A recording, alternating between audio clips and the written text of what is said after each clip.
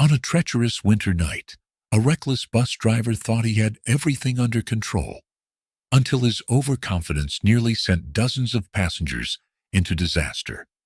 But what he didn't realize was that among them sat someone far more experienced than him. When the moment of truth arrived, she had two choices: stay silent and hope for the best, or step up and take control. What happened next left everyone on that bus in shock, including the driver himself. How did she handle the situation? And how did it change everything for the people on board? Stay tuned to find out. And don't forget to subscribe and drop a comment telling us where you're watching from. Bus fire. The air was crisp, carrying the distant hum of city traffic, as the first rays of sunlight barely pierced through the overcast Chicago sky. Inside the crowded Union Station bus terminal, people moved in different directions, some in a hurry, some lost in their own worlds. The scent of strong coffee from a nearby cafe mixed with the sharp chill of the morning air. Standing near the VIP boarding lane, Dr. Angela Reynolds adjusted the strap of her worn leather duffel bag and took a slow breath. She wasn't new to travel. She had spent 2 decades as an Army logistics officer, maneuvering massive military transport vehicles through deserts, mountains, and war zones. Today, however, was different. For once, she wasn't in charge. She was simply a passenger. Angela glanced at the large digital display above the ticket counters. Route 87, Chicago to Denver, on time. A nearly 14-hour journey. She had chosen the bus over a flight, partly because she missed road travel, but mostly because she wanted time to reflect. Retirement hadn't been easy. The sudden shift from high-pressure operations to civilian life had left her restless. Maybe this trip would help clear her mind. She stepped toward the check-in counter, handing over her ticket and ID. The attendant, a young man with neatly combed blonde hair and a pressed uniform, scanned the ticket, then flicked his gaze at her. A moment's hesitation, barely noticeable, but Angela caught it immediately. "First-class ticket?" he asked, his brows lifting slightly. Angela gave a small, patient smile. "That's what it says, doesn't it?" The attendant cleared his throat and forced a polite smile. "Of course, ma'am. Just confirming. You'll be in the priority boarding section." "Appreciate it," Angela replied smoothly, taking back her ticket and walking toward the waiting area. She'd seen that look before. A flicker of doubt, a silent question. Does she belong here? Angela was used to it. She took a seat near the boarding gate, placing her bag beside her. Across the room, she could hear pieces of conversation. An elderly couple discussing their grandkids, a businessman furiously typing on his laptop, and a group of college students talking about their ski trip to Colorado. Then, she noticed something else.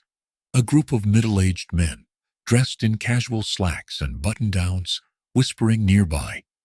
Their eyes flicked to her, then to her bag. "VIP section," one of them muttered, not quite under his breath. "Didn't expect that." Another one chuckled. Angela's jaw tightened slightly, but she didn't react. She had long since learned to let these moments pass without giving them power. A few minutes later, a voice echoed over the speaker. "Attention! Passengers en route 87 to Denver. Priority boarding for first-class ticket holders will begin now." Angela stood, adjusting the strap of her bag. As she approached the boarding line, she felt another set of eyes on her. The bus driver, a tall man in his 40s, with a stocky build and a cocky stance, stood near the door. His uniform was slightly unbuttoned at the top, revealing a gold chain necklace resting against his chest. His name tag read, Mark Simmons. He gave a short nod to the couple in front of her, but when his gaze landed on Angela, it lingered just a moment too long. Then, As she handed her ticket to the attendant near the bus door, Simmons smirked. "First time in the VIP section, ma'am?" he asked, his voice dripping with something between amusement and condescension. Angela met his gaze evenly. "I've been in tougher spots than a bus seat, Simmons." His smirk faded slightly, but he didn't reply. Instead, he gave a half-hearted shrug and turned toward the bus. Angela sighed internally as she stepped aboard. This was going to be a long trip. Angela stepped onto the bus, the warmth inside, a stark contrast to the biting Chicago cold. The hushed murmur of conversations from passengers settling into their seats, mixed with the rhythmic beeping of luggage being scanned in the storage compartment below. She made her way toward the front of the bus, where the spacious VIP section was located. The seats were wider, more cushioned, designed for long-distance comfort. But before she could take her seat, she heard a low chuckle from behind. "Never seen someone so eager to sit up front," came the voice, rich with amusement. Angela turned slightly, finding Mark Simmons, the bus driver, standing near the controls, arms crossed over his broad chest. His uniform shirt was slightly wrinkled, the top button undone, in a way that made him look more casual than professional. He had the air of a man who had seen it all and thought he knew better than everyone else. She arched an eyebrow. "What's that supposed to mean?" Simmons smirked, gesturing to her seat. "Most folks who sit up here are either rich businessmen, politicians, or folks who don't usually take the bus. You don't look like the type to pay extra for legroom." Angela studied him for a second, then let out a short laugh. "You'd be surprised what type I am." Simmons gave her another long, assessing look. "Military?" Angela nodded. "Something like that." "Huh," he muttered, as if that explained everything. He adjusted his cap and moved to the driver's seat, muttering under his breath, "Well, long as you don't try to tell me how to do my job, we'll get along just fine." Angela ignored the comment and took her seat by the window. She had dealt with men like him before, men who believed their experience made them infallible. She had learned long ago that there was no point in arguing with them until reality forced them to listen. A few minutes later, the bus lurched forward, merging onto the highway. Simmons grabbed the intercom mic, speaking with a smug ease. "All right, ladies and gentlemen, welcome aboard Route 87, non-stop service to Denver. Should be smooth sailing today, weather permitting. And if you get hungry, we got vending machines at the back. But if you're in first class, I'm sure you're used to better service." There was a ripple of laughter from the back of the bus. Angela noticed a few passengers glancing her way, as if wondering whether she fit the stereotype Simmons was hinting at. She just shook her head, staring out the window as the Chicago skyline faded into the distance. Simmons might have been the one driving, but something told her that before this trip was over, he was going to learn the hard way that experience doesn't always equal wisdom. The hum of the engine vibrated beneath Angela's seat, the rhythmic thud of tires rolling over the uneven pavement, blending with the soft chatter of passengers. Outside, the Chicago skyline had long since disappeared, replaced by endless stretches of highway, cutting through the snow-dusted Midwest. Angela kept her gaze on the road ahead, her eyes flicking toward the digital speedometer mounted above the windshield. The numbers were higher than they should have been, for the icy conditions outside. Simmons, seated comfortably in the driver's seat, whistled a tune to himself, tapping his fingers on the wheel. The man oozed confidence, but Angela knew that confidence wasn't the same as skill. A sharp gust of wind rocked the bus, making a few passengers shift uneasily in their seats. Simmons gripped the wheel tighter, but didn't ease off the gas. Instead, he let out a low chuckle. "Little wind never hurt nobody," he muttered, mostly to himself. Angela's jaw tightened. A little wind wasn't the problem. Ice was. A few rows behind her, a middle-aged woman clutched her husband's arm. "It's a little fast for this weather, isn't it?" she whispered, though loud enough for Angela to hear. Simmons heard too, because he glanced at them through the rearview mirror and smirked. "Relax, folks. I've been driving this route for over 15 years. I know this road better than I know my own kitchen." Angela sighed. She had seen this attitude before, the kind of arrogance that came not from ignorance, but from experience unchecked. She leaned forward slightly, speaking just loud enough to reach Simmons, without challenging him in front of the whole bus. "You might want to ease off a little," she said evenly. "Temperature's dropping. Black ice isn't always visible." Simmons glanced at her in the rearview mirror, his smirk growing wider instead of fading. "Appreciate the concern, ma'am. But like I said, I've been doing this a long time." Angela met his gaze, unflinching. "So have I." For a brief second, something shifted in his expression. He knew exactly what she meant. But instead of listening, he gave a lazy shrug and turned his eyes back to the road. "If I worried about every patch of ice, we'd never get anywhere," he muttered. Angela exhaled slowly, suppressing the urge to argue. Men like Simmons didn't listen until they had no other choice. The bus lurched slightly as Simmons took a curve too quickly, sending a ripple of discomfort through the passengers. A young man near the back looked up from his phone, concern flashing across his face. "Maybe slow it down a bit," someone else suggested. Simmons rolled his eyes. His ego was bruised now, and Angela knew that was dangerous. "I got this," he said, louder this time, making sure everyone heard. "If you all wanted a slower ride, you should have taken the train." Angela's fingers tightened around the armrest. This was no longer just arrogance. This was recklessness. The road ahead stretched long and straight, the winter sky growing darker as storm clouds thickened on the horizon. Angela could feel it in her bones, a shift in pressure, a warning most people wouldn't notice. She had felt this kind of unease before, in the cockpit of a military transport vehicle during sandstorms, in the back of convoys navigating unpredictable terrain. It wasn't fear. It was experience telling her that something was about to go wrong. She leaned forward again, this time her voice low, firm, unshakable. "You need to slow down. Now." Simmons let out a short laugh, but it wasn't as confident as before. He waved a dismissive hand. "Lady, I get it. You're used to being in charge. But out here, this is my domain."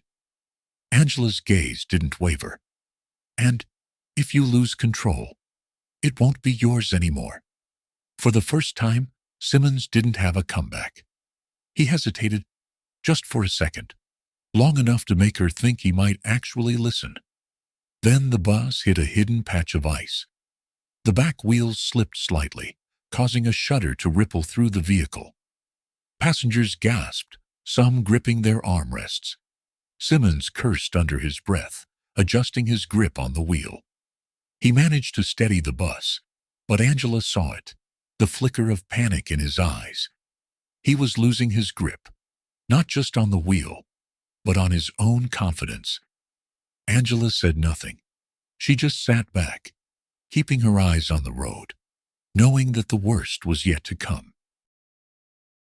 The bus rumbled down the long, isolated stretch of highway, the winter sky darkening with storm clouds.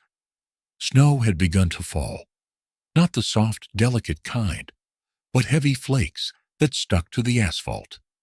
Angela could see the accumulation at the edges of the road where the plows hadn't reached. The temperature was dropping fast. She knew the warning signs, the icy glaze on the pavement, the sudden shift in wind direction, the way the tires had slipped just moments ago. And yet Simmons was still pushing the bus too hard. Angela sat perfectly still, her mind running through potential scenarios. She wasn't scared. She had been in far worse situations. But she was frustrated.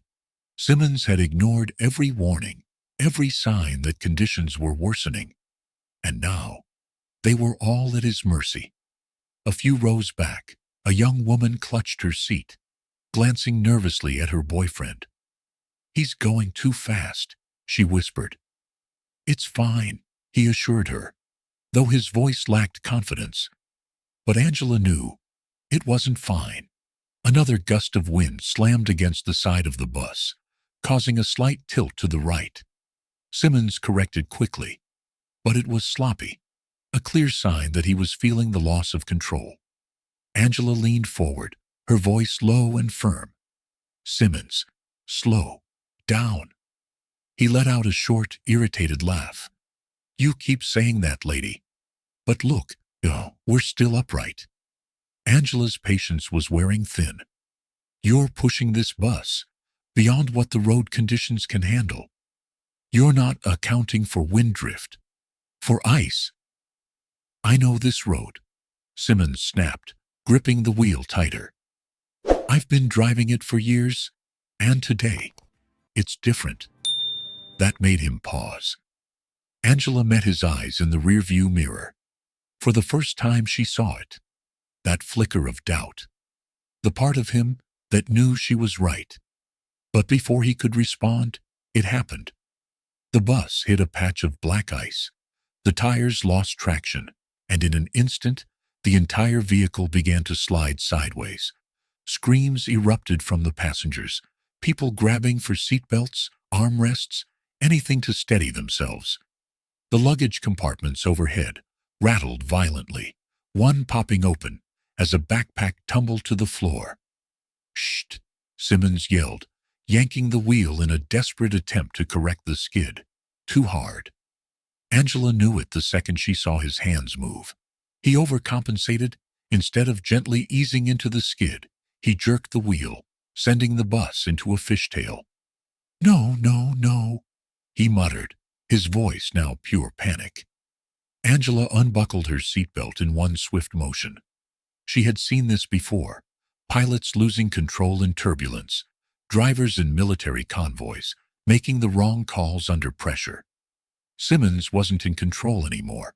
The bus was.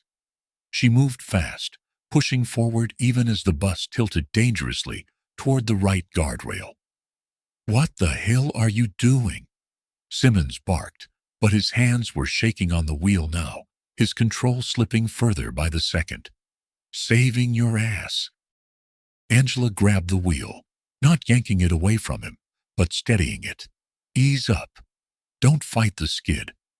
Work with it," she instructed, her voice calm despite the chaos around them. Simmons hesitated, but he had no choice now.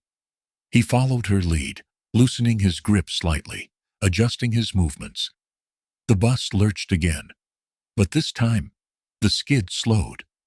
The tires found some grip, and bit by bit, the vehicle stabilized. The screaming in the cabin subsided into frantic breathing, people clinging to their seats, their faces pale. A Bobby wailed somewhere in the back. Angela exhaled slowly. "Jesus," Simmons muttered, still gripping the wheel like a lifeline. "Pull over," Angela said. "I can still pull over." Her tone left no room for argument. Simmons swallowed hard, and for once, listened. He eased the bus toward the emergency lane, the massive vehicle finally coming to a halt on the icy shoulder. The engine hummed, the only sound in the eerie silence that followed. For a moment, no one moved. Then, from the back of the bus, a man let out a nervous laugh. "Holy shit! I thought we were dead."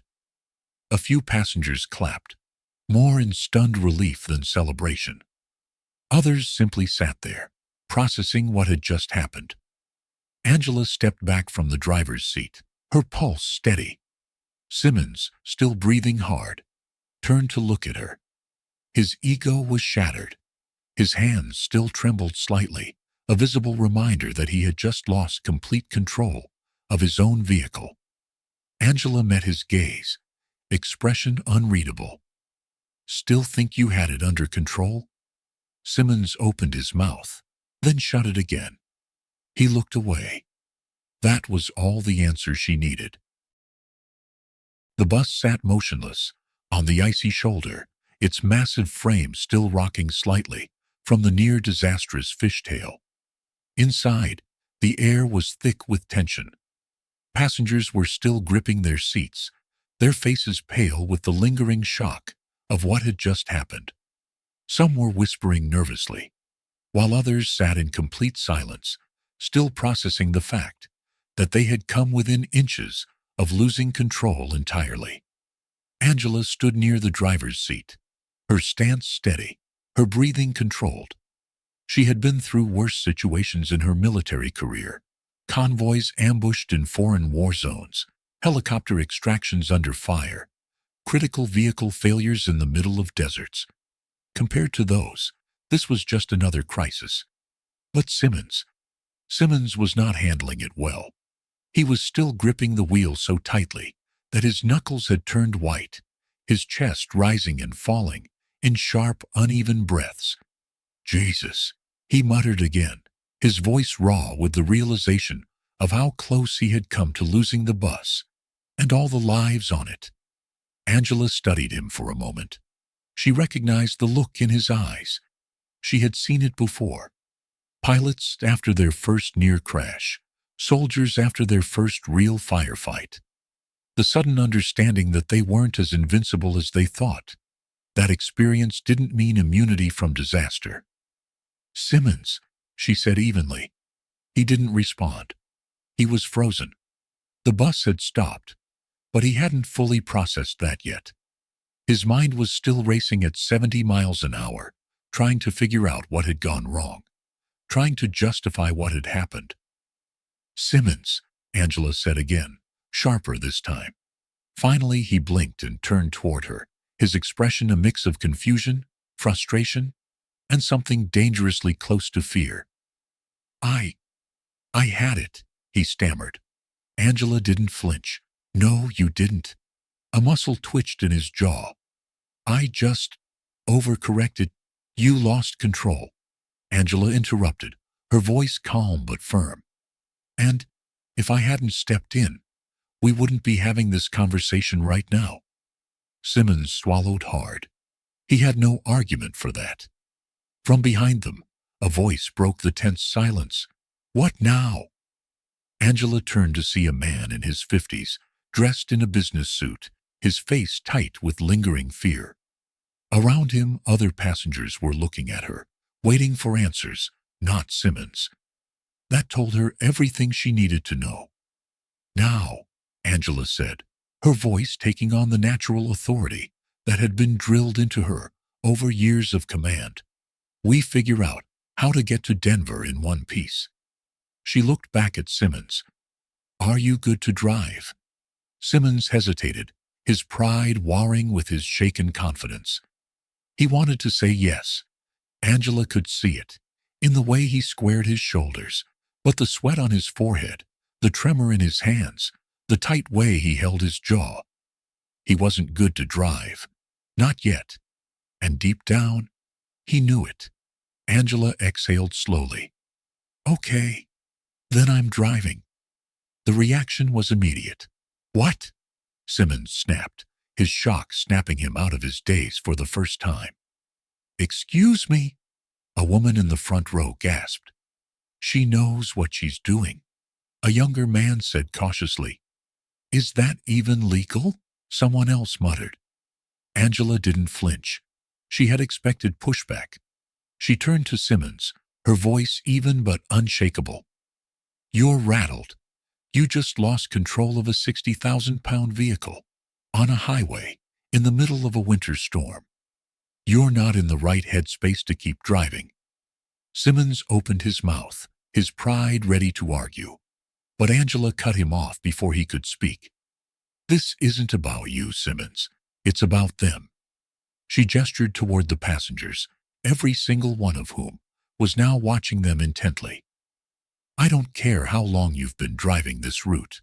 Right now, I'm the one who's thinking clearly, and I have the experience to back it up. What experience? Simmons challenged, his voice raw with frustration. Angela let the weight of her words settle before she spoke. I spent 20 years in the Army, she said, her tone carrying the quiet authority of someone who didn't need to prove anything. I've operated vehicles bigger than this, in conditions worse than these. I've driven supply convoys through war zones, where losing control didn't just mean skidding off the road. It meant getting people killed. The bus went completely silent. Even Simmons had nothing to say to that. Angela took a step closer, lowering her voice just slightly. So, if you want to sit here and argue with me over who's better behind the wheel, go ahead. But while you do that, we're wasting time. And this storm is only getting worse. Simmons clenched his jaw so hard, she could see the muscle twitch. He wanted to fight her on this. He wanted to tell her no. But he couldn't, because deep down, he knew she was right. Finally, after a long, tense pause, Simmons let out a slow breath. Then, in the smallest voice yet, he muttered, "Fine." Angela nodded. Good choice. Simmons, still looking deeply unhappy about the situation, unbuckled his seatbelt and stood up from the driver's seat. He stepped aside without another word. Angela slid into the driver's seat, her hands running instinctively over the controls. The layout was different from the military transport vehicles she was used to, but the fundamentals were the same. She adjusted the seat, checked the mirrors, and pressed a few buttons to test the response time of the brakes. Then she exhaled and looked up at the road ahead. The storm was getting worse, just like she had predicted. The wind was stronger, the snow heavier. The road would be more dangerous now than it had been before. But at least now, they had a driver who knew what she was doing. Everybody buckle up, she said, her voice steady and controlled. The passengers complied, no one questioning her anymore. Angela put the bus in gear, and with that, they were moving again. This time, with someone who actually knew how to get them home safely. The bus moved forward steadily, the ride noticeably smoother under Angela's control. The heavy snowfall and gusty winds still pressed against the vehicle, but unlike before, there was no sudden swerving, no reckless overcorrections. The atmosphere inside the cabin had shifted. Instead of whispers of doubt, there was now a quiet, almost reverent silence. Simmons sat sullenly in the front row, arms crossed, his face still tight with frustration and humiliation. He had spent years commanding the road, only to be replaced in front of his own passengers. But deep down, he knew she had saved them. Angela kept her focus on the road, eyes scanning for any further danger. The route was still treacherous, but she was in control now, and that made all the difference. After a few long, tense minutes, a voice broke the silence from the back of the bus. So, we're not gonna die, right? A nervous chuckle rippled through the passengers. The tension eased just a little, the shared experience of the near disaster giving them something to laugh about. Not today, Angela responded, her voice calm but firm. She didn't need to say more. They trusted her now. One of the younger men, who had been watching everything unfold with wide eyes, finally spoke up. "Excuse me, ma'am. You said you were in the Army?" Angela nodded, still keeping her attention on the road. "That's right. What did you do?" She glanced at him in the rearview mirror. "Logistics, transport, making sure the right people and supplies got where they needed to go under any conditions." The young man let out a low whistle. "Guess this was just another mission for you, huh?" Angela allowed herself the smallest of smiles. Something like that. A few seats back, a woman who had earlier been clutching her husband's arm turned toward Simmons, her voice softer than before. "You okay?" she asked. Simmons stiffened slightly. He looked like he wanted to brush the question off, but instead, he exhaled through his nose and gave a short nod. "Yeah, I just—" He sighed, rubbing a hand over his face. "I screwed up." Angela didn't rub salt in the wound. She simply kept driving. "Yeah, you did," an older man near the back muttered, not unkindly. Simmons let out a humorless chuckle. "Guess I did." It wasn't an apology, not yet. But it was something.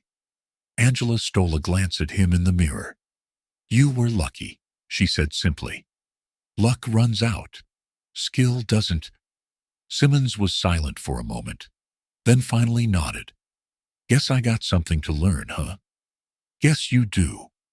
The storm raged on outside, but inside the bus, things had finally started to settle. Angela kept her hands steady on the wheel, guiding them forward, making sure this time they would get to Denver safely. By the time the bus pulled into the Denver terminal, the storm had finally begun to weaken. The heavy snowfall had slowed to a light flurry, the thick clouds breaking just enough to let slivers of early morning light peek through. The passengers slowly gathered their belongings, the tension that had once gripped them, now replaced by quiet relief. Angela shifted the bus into park, exhaling slowly before turning off the engine. The long ride was finally over. One by one, the passengers filed out, some stopping by her seat to offer hushed words of thanks. A middle-aged woman placed a hand over her heart, her expression one of quiet gratitude. "I don't know what would have happened if you hadn't been here," she said. Angela gave a small nod. "Just glad we made it in one piece." The young man from earlier, the one who had asked about her military service, paused before stepping off. "Ma'am?" Angela glanced up. "I don't think I've ever met someone who kept their cool like you did back there," he admitted, rubbing the back of his neck. "How do you do that? Just stay calm when everything's going to hell?" Angela studied him for a moment before answering. "Panic doesn't fix anything," she said simply. "If you let fear take over, you make mistakes. And in my line of work, mistakes cost lives." The young man nodded slowly, as if turning her words over in his mind. "I'll remember that." Angela gave a slight smile. "Good." As the last passengers exited, Simmons lingered near the door. He had been quiet since the incident, his usual bravado replaced by something heavier. He cleared his throat, shifting his weight from foot to foot. "Listen," he started, his voice gruff. "Back there, I—" He hesitated, then finally sighed. "You were right. I was reckless. And if you hadn't stepped in, well—" He scratched the back of his head, then finally met her gaze. "Thanks for saving my ass." Angela smirked. "Don't mention it." Simmons let out a small, self-deprecating chuckle. "Yeah, well, lesson learned." Outside, the first rays of sunlight stretched across the snow-covered ground. The storm had passed, and as Angela stepped off the bus, she knew she had weathered far worse. Angela's story is more than just a thrilling moment of crisis. It's a lesson in leadership, humility, and the importance of staying calm under pressure. One of the biggest takeaways is that experience alone doesn't guarantee success. Adaptability does. Simmons had years of driving experience, but his overconfidence blinded him to the reality of the situation. No matter how skilled we think we are, there's always room to learn. And sometimes, learning means stepping aside for someone more capable. Another key lesson is the power of composure.